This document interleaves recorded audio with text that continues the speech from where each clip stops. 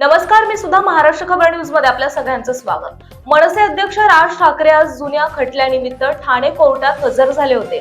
यावेळी मनसे कार्यकर्त्यांनी कोर्ट परिसरात मोठी गर्दी केली होती। त्यानंतर राज ठाकरे सुनावणीसाठी कोर्टात हजर झाले।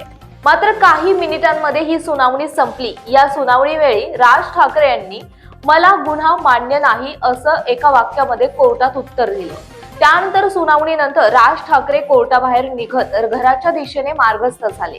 कल्याण रेल्वे भरती प्रकरणातील घटनेबाबत 2019 मध्ये कल्याण कोर्टातून ठाणे सत्र न्यायालयात हा खटला आला, परंतु मनसे अध्यक्ष राज ठाकरे एकदाही या खटल्याच्या सुनावणीला हजर राहिले नव्हते। त्यामुळे गेल्या सुनावणीत कोर्टाने राज ठाकरेंना समन्स बजावून त्यांच्या अटकेचीही आदेश दिला।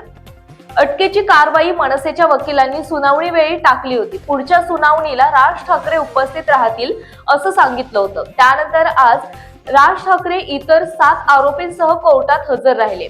आजच्या सुनावणीत न्यायाधीशांनी राज ठाकरे यांना तुम्हाला गुन्हा मान्य आहे का असं विचारलं, तेव्हा मला हा गुन्हा मान्य नाही असं राज ठाकरे यांनी न्यायाधीशांसमोर सांगितलं। तसेच सुनावणीत कोर्टाने या प्रकरणातील कोण कोण आरोपी हजर आहेत अशी विचारणा केली। त्यात सर्व आरोपी हजर होते। त्यानंतर न्यायाधीशांनी 1 महिन्यात हे प्रकरण निकाली लावू तुम्ही आम्हाला सहकार्य करा असं न्यायाधीशांनी राज ठाकरे यांना सांगितलं।